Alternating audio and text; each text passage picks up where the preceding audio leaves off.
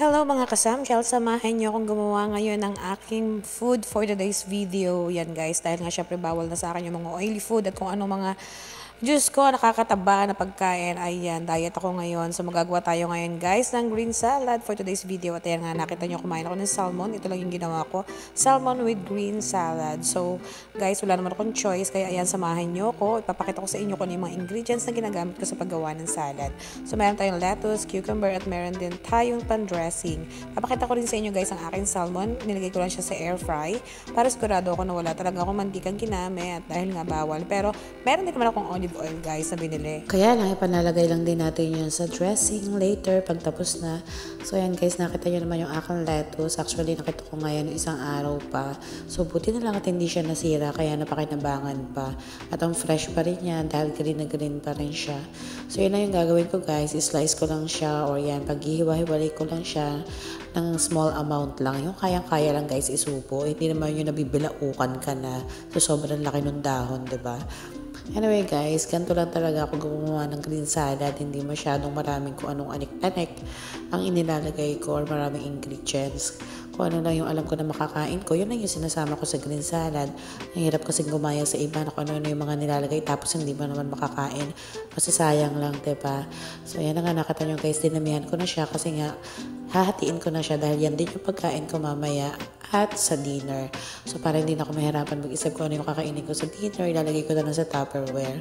Then, after yan, ito nga, nakita niyo yung cucumber. Bigay ito sa akin ni Mama Emmy. Thank you so much, Mama. Sabi nga niya sa akin, seedless daw to. Buti na nga lang at nadalahan ako ni Mama nito kasi nga, yung isang pipino na maraming buto, ang hirap din kainin minsan at ang hirap panlinisin. At least ito, pagkatapos ko siyang ipil, i-slice ko na lang din siya ng ng maliliit na slice.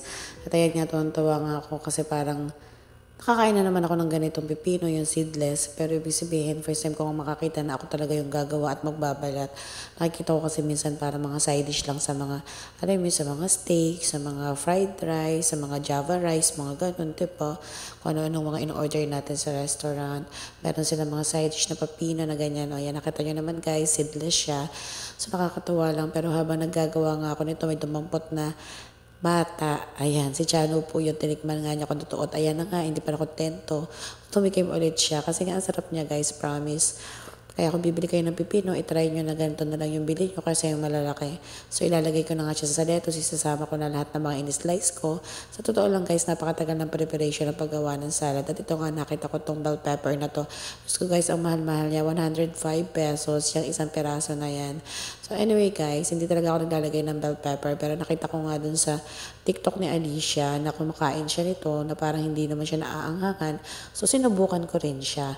Anyway guys, masarap kasi kung meron daw to. Mas malakas daw yung ano nito eh. At tawag dito parang vitamin sa katawan or whatsoever. Basta try natin. At ayan na nga, forward ko na lang, nahugasan ko na rin yan guys. At titikman natin kung totoo ba na hindi siya maanghang at talagang masarap siya. So, half lang yung ginamit ko muna dahil nga yung half para din bukas. At ito na nga, mag-slice na ako ng lemon.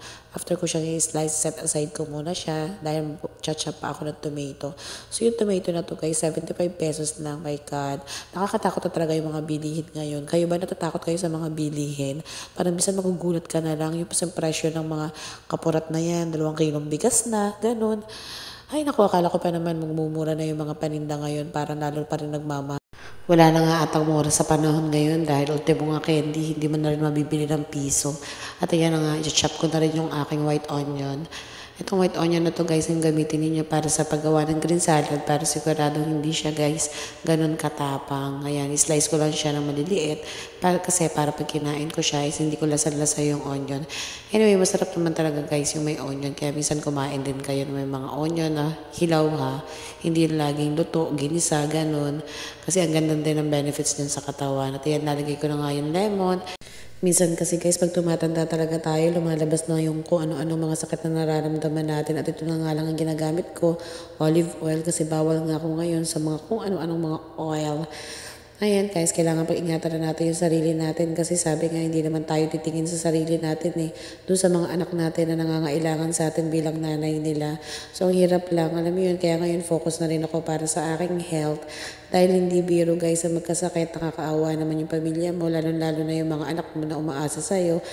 At syempre, iba pa rin yung healthy ka kasi nga mas masaya, 'di ba? Pag healthy ka, okay na walang pera, basta mahalaga wala kayong sakit. At ito na nga yung dressing na binili ko, ito try ko to. Feeling ko nga masarap to. Next time na lang ako bibili ng malaki kasi nga first trial ko pa lang ngayon. Next time susubukan ko rin gumawa ng chicken green salad para kahit papaano maiba-iba naman. Nilagyan ko na nga rin pala yan ng small amount ng salt and pepper para kahit papaano magkalasa. At ayan na yung look niya guys. Yung final look niya. At ito na yung aking salmon. So naka-ready na.